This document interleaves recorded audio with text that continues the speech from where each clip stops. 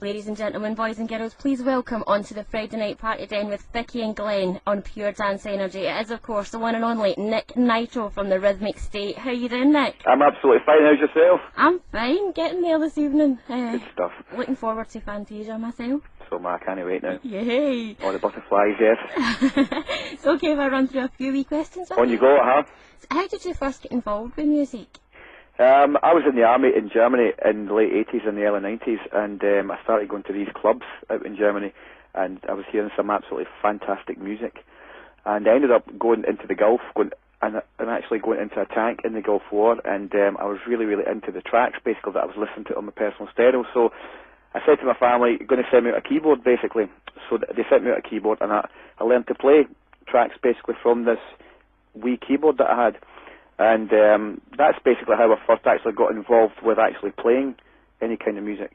Brilliant. So how did the Rhythmic State actually come about? The Rhythmic State actually came about when I went to a club in Edinburgh called the Colton Studios, and I bumped into a guy called Andy C, who was actually going out as DJ Sonic at the time. Right. And he was playing some fantastic music, so we got chatting away, and I said to him that I can write music, and he said, oh, I can write music as well. And we started to list the bits of gear that we both had, and we just thought it would be a good idea to get together and create something. Brilliant. So you didn't actually know each other beforehand? We didn't know each other at all, no, we just met in this club. Brilliant. So who actually produces the stuff for the Rhythmic State? Is it a combination of both you and Andy? It's a combination of the two of us. The two of us write pretty much everything, the two of us, on a kind of 50-50 sort of basis. But more recently I've got more into the production side, so I probably do more production than Andy these days. Andy's got right back into his DJing again. All right. Right, so who were your kind of influences when you were coming through? Influences for dance music was probably like The Prodigy, Enjoy, Technotronic, Shades of Rhythm, all the kind of old school sort of bands, but we also liked a lot of the kind of DJSS stuff as well, and we liked a lot of the kind of breakbeat stuff, and then of course we kind of liked the kind of Scott Brown and Ultrasonic as well. And what actually inspires you to write songs? Just actually doing it live. When you do it live, you've got such a great sort of buzz as you're out there. You just want to go away and write the best tune that you possibly can to get the crowd going, because it's such a great thing. I mean, there's nothing better than watching a whole crowd going absolutely mad for your tunes. It's great. It's great even when you go out to a club and you see somebody doing that. It's amazing. It's such a great feeling. It's a big buzz. And I'm one of those mad mental nutters that you'll catch down the front yelling at you. Excellent. So where did the name The Rhythmic State come from? I was sitting in the hairdressers in 1992. It was late 1992. I wasn't actually getting my hair cut myself because I don't have any hair. I didn't even have any hair back then.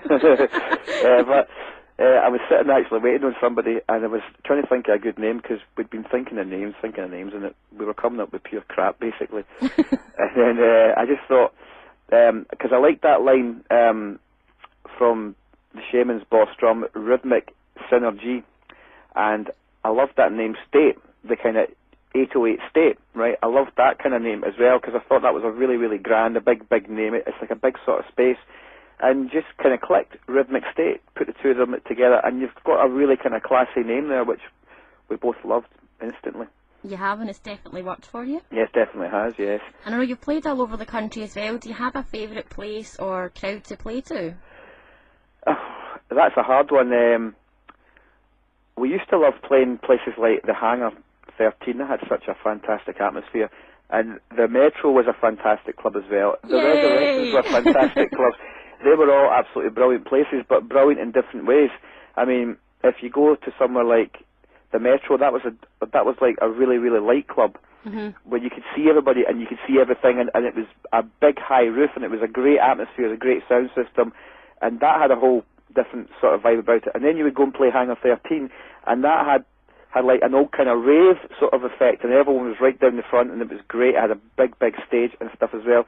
Then you would play something like Resurrection, and it had a big catwalk and stuff like that, and it would just be absolutely fantastic. All those places were great. The Foo Bar in Stirling, fantastic. I mean, I can't actually name one that's actually better than the other, to be honest, because they were all absolutely fantastic. And now, coming back into it, you've got the Carling which is absolutely brilliant, and you've got Fantasia, which is amazing too.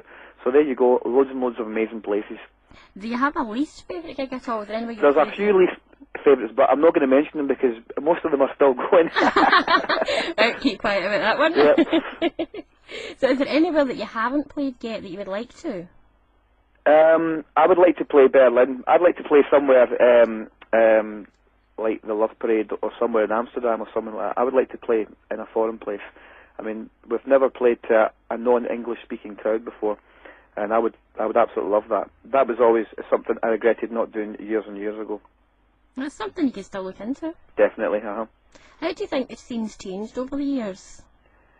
How do I think it's changed? Well, I've got older. So, I mean, basically, I mean, when I go and do a gig these days, I'm in my 30s now. I was only in my kind of late teens, early 20s back then, so it was a very, very different affair. I had no responsibilities and all the rest of it. So, how has it changed? It's changed in the sense that the music's changed. Mm-hmm. It's probably better produced now, a lot of the music. I don't know if it's better though. I think that the atmosphere isn't always as good as what it used to be years ago. Probably because back then it was brand new and the whole scene was brand new. So everyone going out into the actual crowd and stuff was doing something that was brand new. Whereas now it's kind of a lot of the people that are going now, their older brothers and sisters were in the rave scene 10 years ago, and so it's not such a new thing now. I don't know, it's just not the same. It's different. I can't exactly put my finger on it, but it's different. I don't know how you do it, because I'm in my 30s now as well, and see, after a couple of songs, I get knackered and I need to sit down. I've got loads of energy. So what do you think makes the Rhythmic State unique? We've got a lot of energy, and we're bright and colourful, and plus, we're also down to earth as well. Plus, we don't try to copy anyone when we're writing our tunes. We just kind of do our own thing, and we mainly try to please ourselves, and in doing that, we're pleasing everyone else at the same time. That's what we hope anyway. And I've also got to say, before this next question, we did ask around about forums and stuff like that, if they had any questions to put to you, and this came from a forum. So I think you can imagine who it came from. In your opinion, who is your biggest fan? Biggest fan? Oh. See if I say somebody else, you'll go nuts. It has to be the G-Man 1888. Yeah, definitely. Has to be. He's actually a cracking guy, I have to say, and he's on all the forums and he sticks up for us all over the place. He's a cool guy, so he's the biggest fan, definitely. Yeah, he's a Rhythmic State diehard. He definitely is. He's a rock hard trooper. And this one came from a hubby himself. He said, is there any plans to remix The Creator? That's an interesting question. I've never actually thought of it before, to be honest, but never thought of it. I might just do it. Yay! I don't know. It was one of those tracks years ago that we used to love playing, and then we just dropped it one time, and we just never went back to playing it. Obviously, it would kind of need a pretty sort of pumping remix, but the actual track itself is a good track, you know. So maybe. That's one of his favourite Rhythmic State songs. Excellent. I can tell we're going to make you want to dance. Brilliant. So what made you introduce Yoda to the stage show? There was nothing that made us introduce. It was actually one of those things, because of the advent of Bebo and stuff like that, and the kind of social network and stuff. It was just a video that somebody had put up, and it was like a wee guy actually dancing with a Yoda mask on, and we just thought, God, that's excellent. Obviously, you know, his dancing was obviously great, but more and more people actually put it onto their actual page. So there was like 100 and odd people actually had it on, and then we just asked him if he wanted to actually dance. So he said yes, and he's possibly going to be dancing at this next one too. Nick, and you're the kind of face of the Rhythmic State because you're the MC. How do you feel about that? I feel great. Yeah. I always feel great anyway.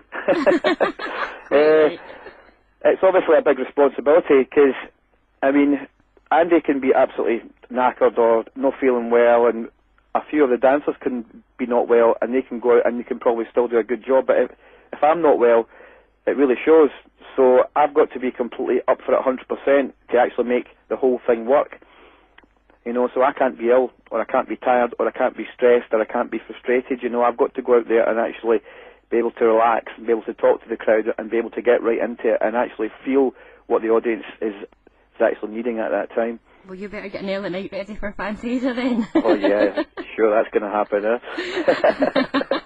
I know both you and Andy kind of do your own music and your own things as well. Can you tell us a wee bit about what you're doing just now? Yeah, I'm kind of doing some kind of hard dance stuff. It's actually, for years and years, I kind of wrote a load of crap, basically. To be perfectly honest, even though my production was getting better and better, I was writing a load of crap because I was trying to copy people, and I was trying to do different things, but just in the last sort of 7 or 8 months, I've really kind of relaxed and just thought, right, I'm just going to do my own thing, because what the hell, you know, and it's just started, the tunes have really started to flow out again, so it's like quite cool. I'm quite into it. I'm quite into it as well. Now, you can slap me at Fantasia when you see me, because I can't remember the name of it, but I played your new track last week. Which one was it? The singy one. Oh, the singy one. Oh, right, cool, excellent. You can slap me for not remembering the name of That's it. That's okay, I can't remember it either. I think it's Without You, yeah, excellent. It is, that's Very it. cool. And I love that song. Good stuff, excellent. Glad to hear it. I know you're... But my own stuff, I mean, that's like a commercial sort of thing that I do. I've got a commercial side to me as well. I mean, it's sort of like Power People and stuff like that. I like vocal tracks. I mean, I used to love, that's kind of one of the reasons why I got into the scene in the first place. Because when we started to go to the kind of raves in the early 90s, like 1990, 91, that's the sort of tracks that were playing, Oceanic and kind of like all that kind of stuff. Mm-hmm. And it was brilliant. We loved all that stuff. And then obviously as the kind of years went on, it kind of went harder and harder and harder. But that was one of the reasons why I got into it. I used to love TTF. I thought that they were great in their day. I thought they were absolutely fantastic. You know, Real Love and New Emotion and stuff like that. They really, really got the crowd going. It's fantastic. So I still love all the kind of the vocally stuff too. That's so good. You're playing at Fantasia tomorrow night. How are you feeling right now? Excellent. I'm feeling pretty good, and I'm feeling quite confident. Belly bubbles? What's that, sorry? Are you belly bubbles? Belly bubbles, possibly. I don't really get it in the same way that you might think, though. I'm really kind of concentrating on kind of what I've got to do. What I've got to do is I've got to basically, obviously think about all the gear and all the equipment. Got to think about the set. Got to think about what the dancers are going to be doing, when they're going to be on, what they're going to be doing. Thinking about the sound system, the sound check, and all that sort of thing. I mean, actually going on stage and doing that bit, that's the kind of last bit that I actually start to think about. There's so many things you've got to think about before actually going on there. I have got belly bubbles and I'm not even playing on stage. It's a really, really great night, though. So what can we expect from your set then? More of the same. Yay. Rhythmic State in the house, absolutely rocking the planet. You Bring know what I mean? it on. And I'm going to kick my dancers up the arse and make sure that they do an absolutely brilliant job too. So if I see anyone being lazy, they're going to get kicked right on. Quite right. Yeah, good stuff. You're on at 11 p.m. No, we're not. No, you're not. No, we're not. No. No, we're on much later. Okay, I think it's all been kept quiet just now then. I think so, yeah. But we're on much later. 2:20. Okay, right, we didn't say that there, but you No, better be there. We're on at 2:20, okay? Brilliant, you So better that's be what in time the we're main... on Everybody, main arena, 2:20 for the Rhythmic Excellent. State. So is there any plans for new releases from the Rhythmic State? Not at present, and I'll tell you why. Earlier on in the year, I had said basically about that we were going to do a new album and stuff, and the idea was really, really great. And so I did a remix of Power People, which gets played, and it goes down great. But Andy's into a different kind of music at the moment. He's into kind of electro and stuff like that, and I'm into that too. But I'm into kind of hard dance stuff just now, and those two styles don't exactly mix very well at the moment if you actually try to do like a combination. So we're both exploring different kinds of music at the moment, and it wouldn't be Rhythmic State. We've actually tried to write a couple of things, but it hasn't come out like anything that we could put out as Rhythmic State. Rhythmic State is a kind of special sort of thing that has to slot into the actual sort of set that we're doing. So we would have to make sure that the actual music was right. Yeah, I know what you mean. So what are the plans for the future for the Rhythmic State for you and for you personally? What are the plans? I mean, if people want to see us and we keep on getting booked, then I don't see why we'll ever stop doing it. I mean, we'll just keep on doing it. My own personal goal at the moment is to kind of have a couple of big tracks under my own name of Nick Nitro. That's kind of really what I'm wanting to do just now, and I'm concentrating on that. I love writing and producing, and I still have the kind of Rhythmic State sort of vibe in me, basically, to always kind of want to write and always want to write something that's going to excite people, hopefully. So kind of that's kind of what we're all about. I've That's heard really a what few I'm of all your about. tracks, and if any of them are anything to go by, you are going to be big. Excellent. Well, thanks very much for saying that. You're very I'm working on welcome. one just now. It's absolutely cooking. It's great. I'm having a great time writing it just now. I'm actually really, really enjoying it, my writing and producing just now. It's great fun. That's half the battle, isn't it? Half the Enjoying what you're battle. doing. Half the battle, yep. Well, I'd like to thank you very much for taking time out to speak to us tonight, Nick. I know you're really, really busy. No bother. Ladies and gentlemen, boys and girls, it is, of course, Nick Nitro. Come on! See you later. Bye-bye.